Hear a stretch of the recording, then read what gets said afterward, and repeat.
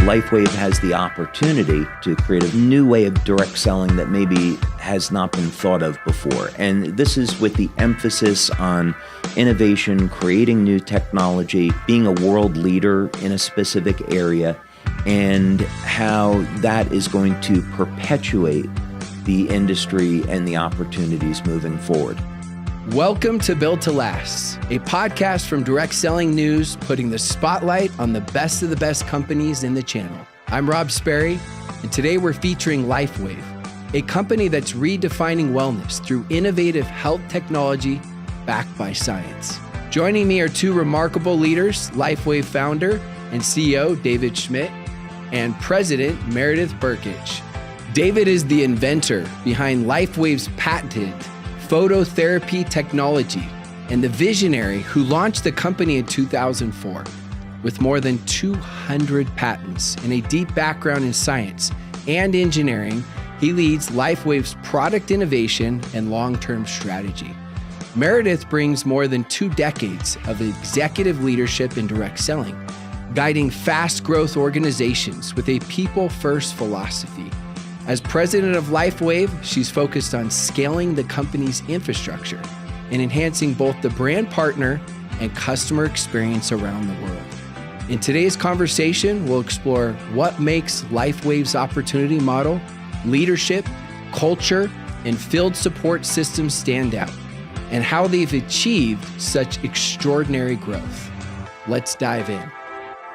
All right, so to kick this podcast off, I would love to hear from the visionary, the inventor, the founder on a little bit of the background. I mean, the company got started in 2004, but how did this come about? Like, what was your vision that really built this and kept this going and obviously scaled it? We'll get into the scaling a little bit later. I think it's probably important to say that I never had the thought that I was going to get into network marketing. Didn't really know a lot about the industry. I had some exposure to it in college. During the late 90s, though, I owned a company and I was developing different technologies for the U.S. Navy through government contractors. And during that process, I was invited to be part of a design team for one of the Navy's next generation mini subs.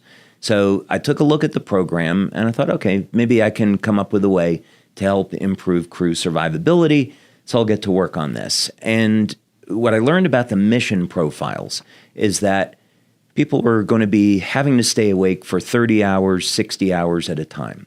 And in those days, people were using, like today, they're using caffeine, any type of amphetamine to stay awake.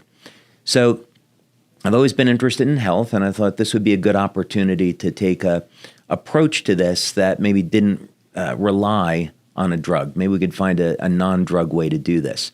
So I spent several years. I came up with LifeWave as a technology. And then 9/11 hit. And military was interested in weapons and not survival equipment.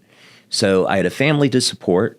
So I thought, okay, well, there's probably people out in the public that are interested in a technology to help burn fat and gain energy. So I'll go ahead and start a company, and that's when LifeWave was born in 2002. So it was 2 years to figure out how to set up the manufacturing, doing clinical studies to support the work, and then what's the market research? How are we going to actually end up selling this? Is this through TV, radio, print? And along the way, it became obvious to me that network marketing was by far the best way to go to market, which we did in November of 2004, and it's changed my life in absolutely remarkable ways. Was it a lot harder than you thought, direct sales, once you got in those first couple of years, or was it what you thought, or was it easier than you thought? Way more difficult. I would say it was way more difficult because I didn't know anything about the industry. I made a ton of mistakes. I look back at it in retrospect, and I think it's only through the grace of God that we survived. The work hours were very long. They still are, and which has never bothered me because I love what I do. But yeah, I would say in one sense, the work was very, very difficult But on the other hand, the business grew very rapidly, much more rapidly than I think through other means. And the rewards about meeting the people that you're helping, meeting the people that are building the business, just does not happen in any other industry. So I fell in love with the industry right away. That's such an important aspect. I mean, hearing that, I fell in love with the industry right away because it's a success principle. Everything worthwhile is always harder than we think it's going to be. It's not like, you could even go to the greats of all time, Tom Brady or Michael Jordan, and they're not like, oh, that was way easier than I thought, right? So hearing that passion is so key and critical to be able to get through those moments. Well, Meredith, you've described LifeWave's mission as maximizing human potential. Being around the channel for 2 decades and then seeing what LifeWave has done and become one of those built to last companies that has integrated this principle, like what do you see that you guys are really doing to integrate that? Because I know sometimes it can sound like a cliche, right? But cliches are cliches for a reason because they are timeless principles that actually work. I think that maximizing human potential is something really at its core that we all want to do. I think we talk about it a lot. And yet I heard a message many years ago that said that the graveyard was full of the most human potential. And it really struck me at the time because it is a multifaceted opportunity in direct selling, not only from the financial impact that you can have to create a better life for your family, but to be the best version of yourself. And I think that's physical. Of course, it's spiritual, and it's certainly mental, and are we always striving to be better and be that version for our families, for our communities, and for our teams if we're so fortunate. And I think that at LifeWave, to start out with a founder, with a person like David Schmidt, who has, as a core driver from the very, very beginning, said, I want the world to be a better place, and I want people to have the opportunity to be empowered to be that best version of themselves. It all starts there, right? That's the core. And so how does that reflect and translate into what we do at LifeWave? We're constantly asking ourselves, will this empower people? Will this give them the tools that they need? Will this give them the products that they need? Will we be providing a tangible way to better themselves? Yeah, it's interesting how you say that, and you start out with David, because I look at it as it's like a ship, the vehicle, indirect sales, the company. And inevitably, there are going to be storms that come. It just happens. The greatest stocks, the greatest companies have them. It's perspective, it's reality. But who's the captain of the ship, right, is so important, more important than anything else. Trust me, I know you can't build a viable business without the products and the comp plan and the culture, but inevitably that starts with the captain of the ship. And then after that, of course, the captain's got to have, who are the other leaders, right? Like yourself. And then you're working with the other corporate leaders and the field leaders, because that's where it stems from, because it's not your typical transactional business. People, they're striving to be better human beings in this business. And so they're looking at, like, who are the people at the top? And we won't go through the companies, but you and I have both seen, I know we have experienced, David as well, right? We've seen companies where they had a lot of success, but because that wasn't there, the captain, in the end, it didn't matter how much they did in sales. And so that leads me to the next question, especially at the beginning. I mean, you guys went through your hard times. You briefly mentioned that.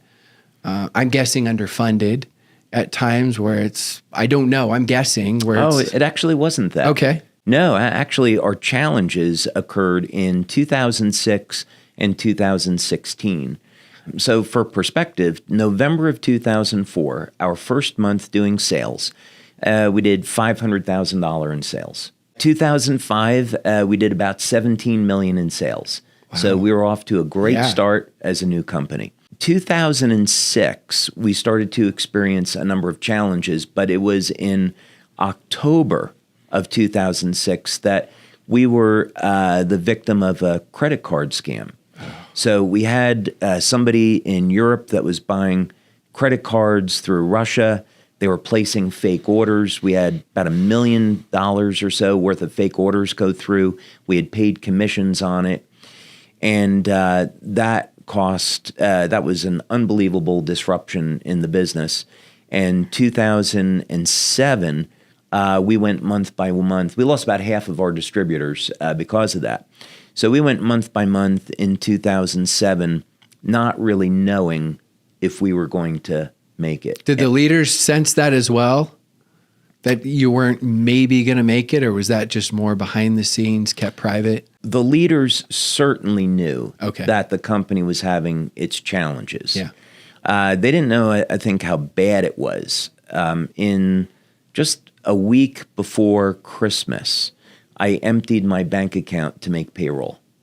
And so I went from some money in my bank account to not having anything, and then living off of credit cards during 2007. And then we were able to, thank God, recover and get back on our feet. And then 2008, year over year, our sales were doubling. Then in 2016, we had integrated, we went from one platform to another for software. The team that was handling it did a terrible job. And we went for 3 weeks where we couldn't take an order, several months where the system just didn't work properly. And again, we went back almost 10 years to the month. We went through another really terrible period. But I would say that if we hadn't gone through both of those problems, we wouldn't be where we are today. It absolutely made us a better company, as ironic as it is. Yeah, the ones that get through it, it's always right. The trials were the best things that happened if you can make it through. Now, obviously, we don't feel that way during those times, but I appreciate you sharing that. And that's one of the goals of Built to Last, is us sharing not just the highlights of all the great things we went through, but also the struggles and the challenges. Because I've heard that from multiple companies, but I don't see that publicly, where they had massive issues with merchant accounts and different things like that they had to go through, and you just don't know. Like, a lot of times that isn't shared, and so it's empowering, and I'm grateful to hear that as well. Like, the struggle is so important, because yes, your struggle is your story, your mess is your message, but when you overcome it, right, that's what makes it so powerful. So what would you say, Meredith, if you think of LifeWave, like the biggest thing that you guys have for a company that is built to last? Like, if you were to say the single most important thing, and I know that could be one of those answers that's so deep that depending on the day, it may be a different principle with that. But what would you say it is for LifeWave in particular?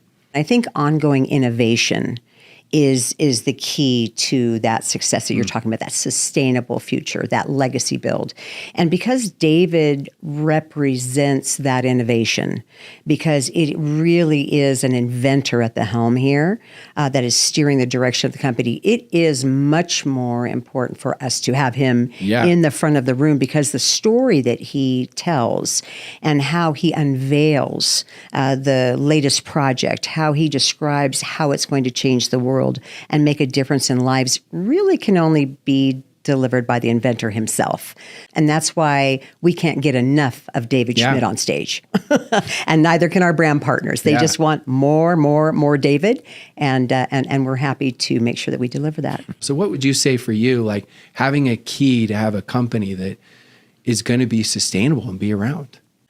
First, I would say an extraordinarily important part of why we've been successful is because of our leaders.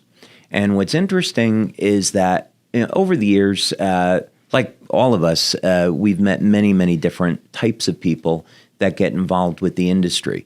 And a common thread that Meredith and I see when we're on leader trips is that the leaders don't talk about how much money they're making or getting to another level in their finances. There's none of that. They're talking about, oh my God, let me share with you a testimonial from someone in my downline, and we're getting these testimonials every day. It's amazing how we're changing people's lives. So the leaders, they're amazing people. They're focused on helping people. They see the vision of the company and where the company is going. They see our commitment to the business. So I'd say first and foremost, the leaders that we have are incredible. We're blessed to have them. Manufacturing has been a great strength of the company. We manufacture our products, and we haven't had a stock out. So we can today support a company doing over $2 billion US dollars in sales yearly. I started out of my home with a purely manual process. Then we subbed out to going to what I'd say is a semi-automated process. Then we had a piece of equipment retrofitted to make it automated, and today it's incredibly advanced. We use robotics, we use computerized vision detection systems, and it's very, very high speed. So the manufacturing has been an important part in being able to keep up with our growth and going through spikes in sales.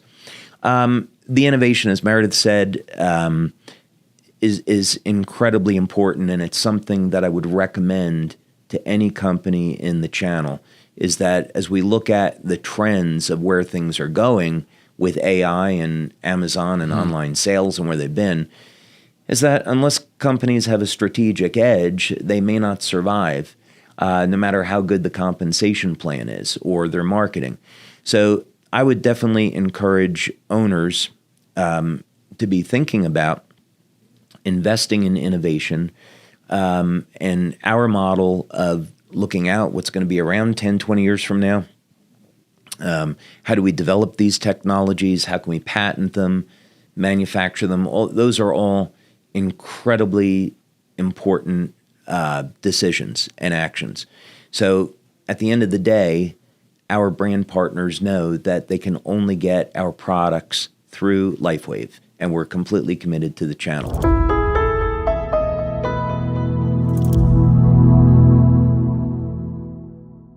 I think some of the best products are always the ones that have so much complexity. They're like, wow, it's amazing. But then you find a way to simplify it, right?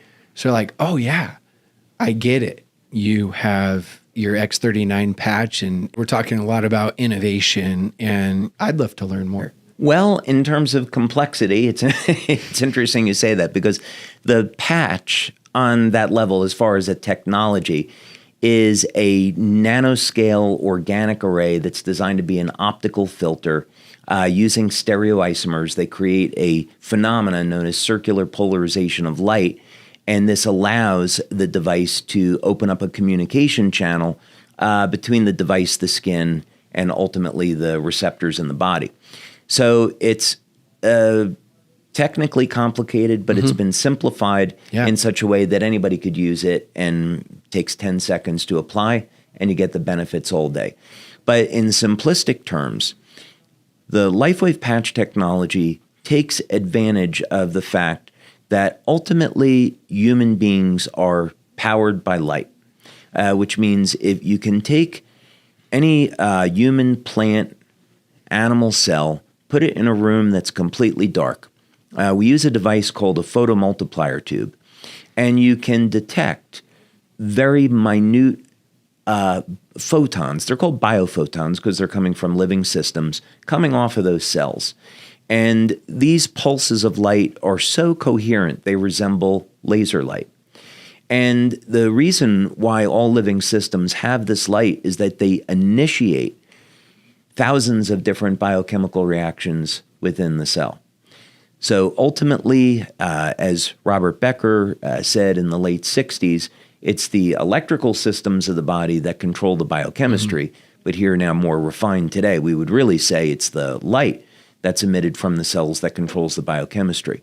So the LifeWave patch is a form of phototherapy. We stimulate the skin with very low levels of light.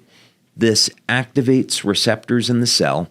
And on our first product, which is Energy Enhancer, it's going to upregulate what's called beta oxidation or fat burning.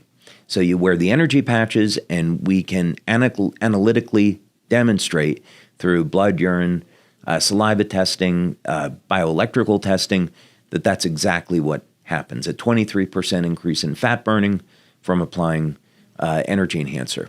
With X39, which is designed as a longevity product, we are activating receptors with light that turn on the peptide GHKCU, and that, of course, has phenomenal longevity benefits. You started doing research and then launched at the marketplace how long ago? I started the research on X39 in 2008. Wow. And this was long before doctors ever started using it. It had been discovered by Dr. Lauren Picard around 1970 or so. And Dr. Picard should win a Nobel Prize for this work because it's probably the most powerful peptide in the human body, which declines with age. That's responsible for resetting several thousand genes back to a more youthful state. We compare that to something like resveratrol, which resets two genes, the sirtuin genes, back to a more youthful state. Exercise, I know you like to exercise, so resistance training, that's going to reset about 78 genes back to a more youthful state. So when we consider we can apply light to the body in the form of a patch, and it doesn't really take any time, and it's going to reset thousands of genes, that's something well worth looking at. I mean, that right there, combined with it takes 10 seconds and it works. Right. Those last two sentences Right. alone. But that goes with practicing what you preach, you're telling me how you want to have products that are working 10, 20 years from now. You got to be ahead of the curve. And that just shows that you actually were. It's not just like saying like, I hope, I want to, like, Right. It shows that proof of concept. So here's one of the challenges that I see that you guys have navigated. So I want to hear how. Like, I love these interviews because I'm genuinely always curious. I've seen both sides do things wrong, meaning I've seen where they're stuck just on one product and there's never any innovation. And then I've seen other companies where it's like they have something that works well, but they cause confusion because they don't have the hero product, or you don't even have to say product. It could be story and direction where multiple products can fit in that story, but they cause confusion. It's like learning, I relate it to corporate in the field where it's like they learn how to play basketball and they're like, basketball's great, guys, but guess what? We're going to go play baseball now. But it's amazing, this new thing. And then all of a sudden it's like, now we're going to play football. So how have you guys been able to do that with so much innovation, but keep that synergy and cohesiveness? First of all, the key to, I believe, the innovation success at LifeWave is it is never based on the Me Too concept. At LifeWave, it isn't about that. It's about David, divinely inspired, most of us believe, to see a need in society, to see something that needs to be done to improve the human condition from just observation and being curious and being interested and being passionate about people. And so once that's identified, the thought process that goes in is years down the road. And so again, we're not running around just trying to figure out how to grab the market share of this new thing. It's like, what is core to the human experience? What is a problem that needs to be solved? And I think that that's the type of innovation we do. I think that that's very, very helpful. And then the longevity of it is that by the time other companies see it and see, they've captured all this market share, we're going to rush about and try to Me Too ourselves right onto that. We're already well onto the next invention, years into the next invention. And so I think that creates this ability for us to scale in a way that other companies can't compete with. How do you guys decide when to move on to a new product category? Because there's innovation for the same category, but I know some, I don't know what's allowed to be shared, what's not, with what's in the works, but you guys have developed new categories as well as looking in new categories, right? Because I see some huge strengths and challenges, and it's like sometimes you're in momentum and it's like, let's not touch it. And other times like, no, let's be forward thinking. I think back to Tiger Woods when he just won the Masters, and then he goes back and changes his golf swing and everyone thinks he's crazy. And then he goes on to win more and more and more. So I've seen it go both ways, and you guys have obviously made that work, but what goes into that? Like, I know it's innovation, I know it's forward thinking, but I'd love to hear. Well, it starts with benefits. And so when I'm working with our research team and thinking about what type of products do we want to develop, selfishly, I think about what is it that I'd like for myself, what type of products would I use, and hopefully those are going to be things other people are interested in. Like, for example, I don't want to age. And I'd be willing to bet there's probably a lot of people that feel the same way. So the thinking was that X39 was such a massive success that on a technical level, we got about 1/3 of the way to stopping aging. That's what copper peptide does. So it's not a complete solution for stopping aging, but it's certainly an indication that it might be possible. So then the question is, could we develop a technology that would allow people to stop and even reverse aging? That's the goal that we set in our research. And if you do a scientific analysis of it, you'd say that mainstream, now especially 10 years ago, mainstream said, well, it's not possible. Lifespan is limited to about 115 years old. Although today, there are groups of scientists that say, well, there's really no limit to how long people can live. There's some rationale that says, well, maybe human beings could make it to 1,000 years old. So how do we create that technology? So the answer always comes back to God and nature. So we see examples in nature of species that never age. They've been able to defeat the normal process of aging. So we began to do studies of some of these species in our lab to try to understand whether or not we could discover how they're doing it and then apply that into something that'll work on human beings.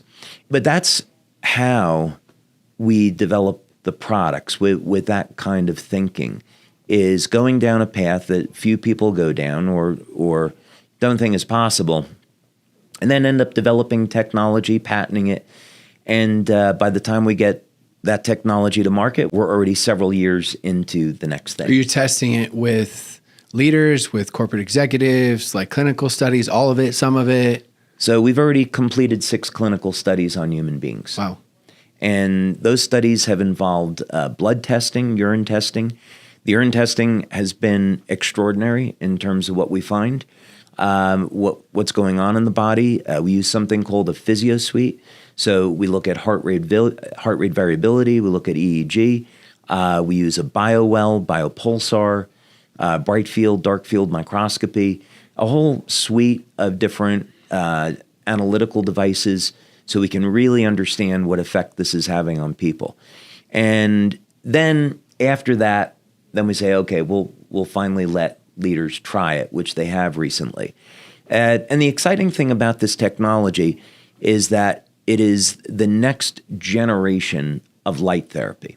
So LifeWave has been about stimulating the skin with light, but now this new technology embeds light into water. So you drink this water, it releases the light into the body, and it goes to work about 15 seconds after consuming it. And that's the X2O water technology. That's the X2O water system. How is that launched to the leaders? Like, do the leaders get to know first? Is it like a council? Is it the top leaders? How early is that? Because obviously we know the importance of the law of the buy-in, right? But then we know sometimes things are told too soon, and it's like they're out promoting, there's confusion, but there also needs to be excitement. So how does that process work? So, well, in the beginning, you actually touched on something, Rob, that I think is critically important to consider, which is how do we introduce forward-thinking innovation without creating a brand identity crisis? Yeah. Because we know that confused minds say no, and the company, the movement, the journey that brand partners fall in love with, if all of a sudden it seems to be heading off in a different direction, we've seen how that can end very badly for people. So from the very beginning, when David, on our monthly and then sometimes weekly calls where he shares glimpses into his vision of what's 5 years, 10 years down the road, we begin thinking about it, because obviously this is a gift that we are going to be delivering to tens of thousands, hundreds of thousands of people.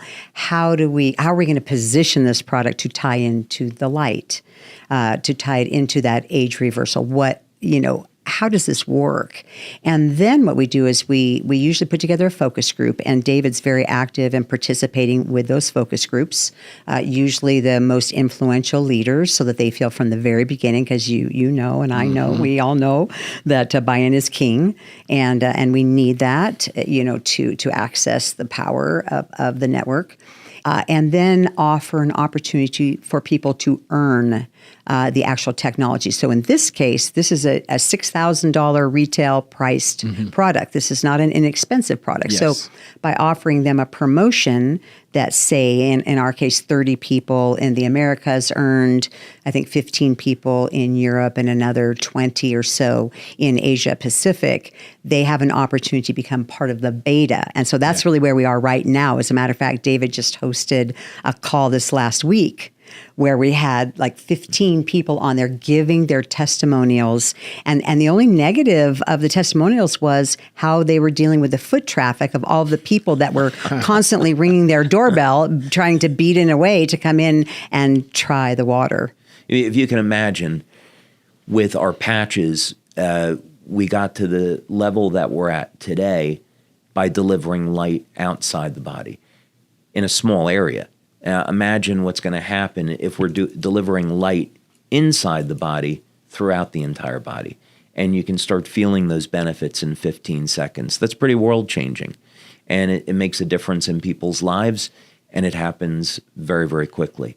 So I think what would be different about the X2O launch as compared to maybe a traditional product launch is the fact that we're launching a new technology, not just a new product. But I love how you keep talking about the light, because even though it can be a new product, one's inside, one's outside, it still feels like the same story that's just being enhanced. So it doesn't feel like changing direction. It's like, no, we're going to keep improving this story, which is phenomenal. And sometimes we understand it, but trying to explain it where the masses understand it isn't always easy. So, it's light therapy, right? So the brand, fortunately, the brand partners, they got it right away. We've been in the light therapy business, and now this is an innovation in light therapy that hasn't existed, and we're delivering light throughout the body. They got that right away. They saw the synergy. They know that in order for people to get the most benefits out of the X39 patch or any of the patches, you have to be well hydrated. We came out with this product, Cellergize, to complement the patches, which goes in the water. And now the water is a delivery system for those nutrients. So everything fits together. It was made to be that way.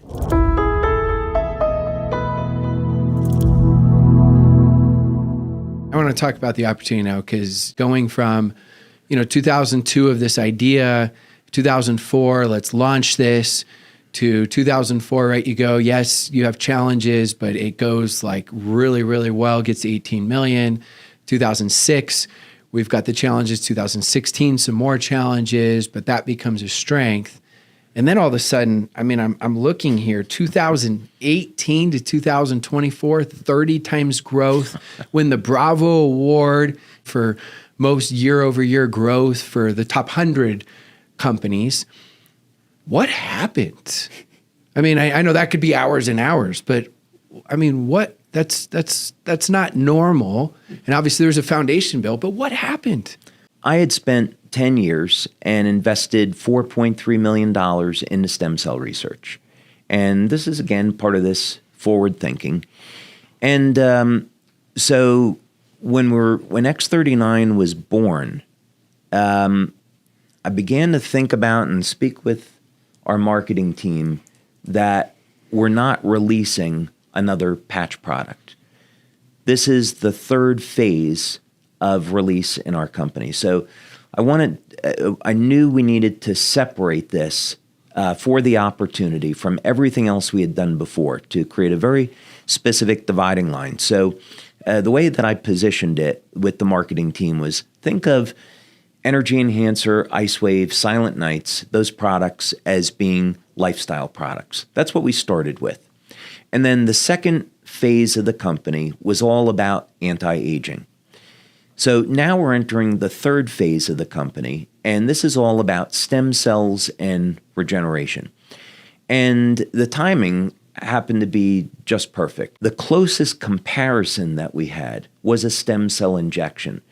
So if you wanted one stem cell injection, that was going to be between, let's say, $3,500 and $5,000 for a single injection, and about a third of the time it wouldn't work, and there was also risks associated with it. And our product, in contrast, for a brand partner, was $100. And it's a product they could use every day, had no side effects, worked with the human body, and had benefits that, in fact, exceeded what you could see with stem cell injections. So from the perspective of the opportunity, the leaders started to see there was this enormous value proposition. So absolutely, that was a contributing factor.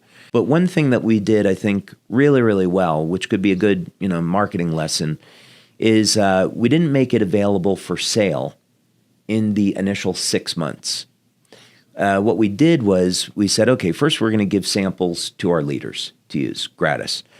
And then when we went to market in July of 2018, we said, if you want this product, you have to go out and sponsor, build the business, get a customer, and then we'll give you a free sample.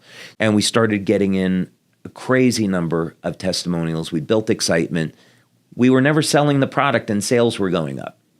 So once we started selling the product and hit the ground running with it in January of 2019, we just escalated from there. We went from 20 million to 60 million in 1 year. But what a unique, like you said, marketing research that you did rather than quick fix promo or like, let's launch this and all these different things. It's like, no. I know the product works. Like you were doubling down on it. And in the sense you didn't know if you're going to make money, you probably thought we may lose money over the course of time, but in the long term we'll make money, even though that wasn't the case. Right. And I know with that, with all the success that you guys have had, most people would not touch anything with their comp plan. And going back to you guys talking about being innovative, right? As you guys have had made those changes and you don't take them lightly, but again, you're thinking 5, 10, 15 years from now. So, and you're going through another one, correct? So maybe talk a little bit on that. I think decision-making process at any company needs to be done responsibly and carefully and respectfully, because the reality is we hold in our hands the dreams and the hopes and aspirations of tens, hundreds, maybe millions of people. And so it weighs heavy, I think, in any change management process. You cannot be abrupt, you cannot be disrespectful, but you have to do what's right, and you have to do what's right for the business. We have the luxury and the benefit of being able to change at a time when people are looking for a reason to stay with LifeWave, to grow LifeWave, and not to leave LifeWave. So actually the timing is good. We are going to be paying over 60% more people with the new plan. And who are those people? People in their first 90 days. And so because of all of the work and the investment in us understanding what it takes to get a new person to join a company, to enroll, that can be weeks, months, years, the fact that we are going to respect them by building a pathway for them to earn quickly, that's the magic. The approach that Meredith and I take with the leaders and the brand partners has an element to it. I don't know if other companies look at it this way or not, but I think one of the things that we've done is when we speak with our leaders and brand partners, we come from a place of appreciation and thinking about how can we thank our leaders for all of the success that they brought the company. And this is an important perspective because it shows up in some real world benefits for them and for the company. So for example, last year we had our 20th anniversary, and these events take a year to plan out. So as we were thinking about what did we want this conference to look like, We very much started with this idea that it was going to be a celebration. We wanted to celebrate 20 years. So we're very fortunate, in thinking through the planning. We got the original Blues Brothers, Dan Aykroyd and Jim Belushi, to come on board. And then another opportunity presented itself with Gwen Stefani and Maroon 5. And Meredith is like, what about the budget for this? And, fortunately, as the owner, I was able to say, this isn't about the budget. I'll take care of it. This is about letting the brand partners know how much we appreciate that we made it to 20 years and that we're on top now. And we have to find a way to meaningfully say thank you. And fortunately, this kind of sentiment has now perpetuated into, maybe there's some other ways we can say thank you. Like, what if we create a generational company? What if we start creating technology that is as valid 5 years from now as it is 20 years from now? So when you eventually come through our Welcome Center, one of the things you'll see there is something that Meredith and I are very excited about, which is a completely new technology for generating clean electrical power. So that's going to be another innovation that we'll bring to market, another opportunity that our brand partners and leaders will get to enjoy. And someday, when those leaders want to retire, they'll be able to pass on their business to their kids. And to me, that's like the biggest way we could ever say, thank you for blessing this business. Thank you for your time and work. We're so happy we get to do something that's going to be meaningful in your life. If we're trying to dig a little bit deeper of what you feel like is different about your culture, and maybe how do you feel like that's fostered from your perspective? And it's 2.5 years now you've been with LifeWave. So I'd love to hear that. I think that the key to culture isn't necessarily what it is, but is it true and authentic?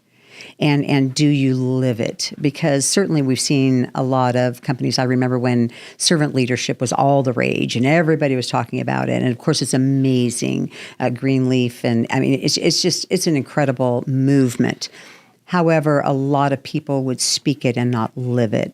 So I think once you kind of lock in as a company about what is our differentiator in the area of culture, and then be true. And I think that one of the pieces of our culture that I see that I think has really helped us to establish who we are is that performance-driven piece of it, that results-driven piece of it, in that you come to your job and you are respected and you are valued every day. You are appreciated and you are challenged. You are challenged to think outside the box. You are challenged to innovate in the most unique areas, and there should be no entitlement. How do you build that trust and transparency, especially with being, $600+ million company, continuing with your employees as well as with the field leaders? Yeah, I mean, it's certainly something that happens over time, and it happens through repetition. First, I think you would appreciate hearing this, is that back in 2005, I worked with Coach Richard Quick, 6-time U.S. Olympic coach at Stanford. And I asked him once, what was the difference between the athlete that won the gold medal and the athlete that didn't? And I was expecting him to say, well, the person that wins the gold medal has a special gift and they're just built right and different genetics. And what he said was, the person that wins the gold medal is the one that does the basics every day. They've committed to their diet, to their exercise. They're in the pool 5 hours a day. They're training, practicing. They're doing the basics over and over again every day. Those are the people that are winning the gold medals. And so I think the same is true in business. If we're going to be successful, there are a few very fundamental, basic things that you have to do each day. But the other side to it is you build trust over time, and you do it through your actions and your words. So if you say something, you have to deliver on it. And if there's a change in circumstances, you have to be transparent and you have to tell people. It's, I think I've come to realize that the relationship that the company has with its brand partners is very much like a marriage. And a marriage that's successful is based off of goodwill. And it means that both people are in this holy union and they want to do right by one another. They have one another's best interests. We may not always agree. We may have different ideas, and that's always totally okay. But each person wants the best for their partner. And so in networking, if the company wants what's best for the brand partners and the brand partners are going to protect the company, that is going to be something very special and it's going to have a lot of longevity. So I think one of the things that Meredith and I have done really well is that when we talk about making LifeWave a generational company, they're not words. We show them exactly how it is that we're going to do that, how we're going to accomplish it. We give them a plan. We give them a timeline. We show them technology. So they say, oh, okay, this is real. And we know because the company has delivered on its word over the past 20 years, we can know that this is the direction that they're going in, so we'll commit our time. So, as an owner in the business, I want to be respectful that we're not wasting people's time, that we're working together to build.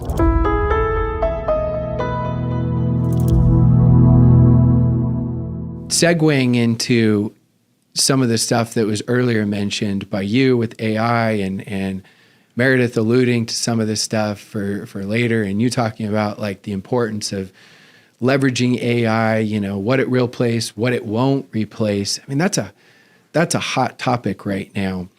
I'd love to be curious, because you're so big on innovation, on what you're already implementing and what you're looking at implementing with AI. And I know it could change next week because it's changing so fast. Yeah. So when we've had meetings with the staff, my mandate to the staff has been, number one, don't hire anyone unless they can tell you how they're going to implement AI into their job and how they're going to leverage that. And we want to see plans based around integrating AI into the organization. Now, that said, we also have a mandate where we will refuse to let people go because of AI. So let's say, for example, we want to integrate AI into customer service. We will not have layoffs. I do not want LifeWave to turn into a company where people are displaced by technology. I think that is an incredibly dangerous, toxic precedent to set. It's demoralizing to people that are on the team that stay, because they'll wonder, well, when am I going to lose my job? So I would rather look at this as AI is a tool. Let's use it to improve efficiency. In our research, we use AI to do some basic information gathering to be as efficient as possible, but we're not going to use that as a means to replace people. And we'll use that to go to 24/7 customer service. With robotics, we're taking a similar approach. I want to have 24/7 order fulfillment, and we'll do that through robotics. But we're not going to replace human beings. And so I think it's really important for everyone. We have over 600 employees now. I think it's really important for people to know that's the direction that we're heading in. We have to use these technologies to keep up and have an advantage. But we don't want to do it at the expense of the human factor. Otherwise, we lose too much. That's a really good take, and that's really empowering with the communication. We're not looking to replace you. We're looking to enhance your role, and AI is part of that enhancement. I've looked at even my business, at first I'm like, oh, is this going to take away from a lot of things I do? It's made me 10x better. I feel like I got a battle buddy. I got an assistant, I've got like so much. So for me, like that's a constant thing. So I love that response. And I love the interview process as well, is asking like how they would actually use and implement it, because it is so important, and that's thinking ahead. Yeah, and in our industry, you can think about, okay, not every company, actually most companies are going to take the stance. IBM as an example, my roommate from college, who I'm still friends with, after 40 years of service to IBM, they laid him off, and he and 6,000 other people were laid off because of AI. So that's something that I saw in my personal life. And because other companies are going to take that route, people are going to need to be looking for work. And my opinion is that the direct selling industry is about to go through the biggest growth that it ever has been because of this phenomena. Companies will start using AI as a means to reduce costs. There'll be people that'll be out of work, unemployment will go up, and those people will need to supplement their income, and our industry will be one place where they can turn. So if we're adopting these technologies and using AI to make it easier for brand partners to operate a business and earn money, we're going to be so far ahead of everybody else. I love that vision. And going on with that vision for direct selling and the gig economy and how we evolve, Meredith, I'd love to hear just in general, first from direct selling, like, how do you see it evolving, then how it's evolved and how you see it evolving the next 5 to 10 years, and fit LifeWave into that as well, how you guys are implementing that? So how do we incorporate things like weekly pay and maybe even at some point daily pay for some? So how do we make it quick in their pocket? I think that that's really what we're all about here. So our compensation design team was looking at how do we reward, yes, immediately, quickly, and simply, but how then do we also balance that for the people that do look for that generational company? Yeah, and when you really break it down, if someone were to list out like their perfect dream job, it really is direct sales. When they say, well, sure, I want to have a great boss. I want to have a great culture. I want to have some time freedom, flexibility, right? Done wrong, I get it, can be your biggest nightmare if you feel like you don't have the right products and culture and all that, but done right, it's your greatest dream. So finishing with this question, what do you want the legacy to be for LifeWave? Like, you think 10, 20 years, and I know you think much beyond that. You think passing it on and what people are talking about 20, 30 years from now about LifeWave and what it's done, and for human beings, what it's done for direct sales, right? Being one of those built to last companies. Like, what is that? Because you've talked a lot about legacy, which I love. What is that vision? I kind of like superheroes. And so I think that shapes a lot about the way I think about things. So, the traditional superhero is get the bad guy, rescue the girl, save the world, right? So I think simple stuff, right? So I think if we were looking, 20, 30, 40 years into the future, we're at an important moment, and we have some extraordinary opportunities. We're dealing with technologies that have the potential to stop and reverse human aging. So thinking about that beyond the individual, what that means is that if we turn that into a reality, and the technology ends up doing that, that means we have functionally, because we're keeping people healthier, we reduce healthcare costs on any one given country. And then that money that countries are saving can be turned around for humanitarian purposes. Let's take people that are homeless, to feed people, give them home. If we think about this on a very, very large level.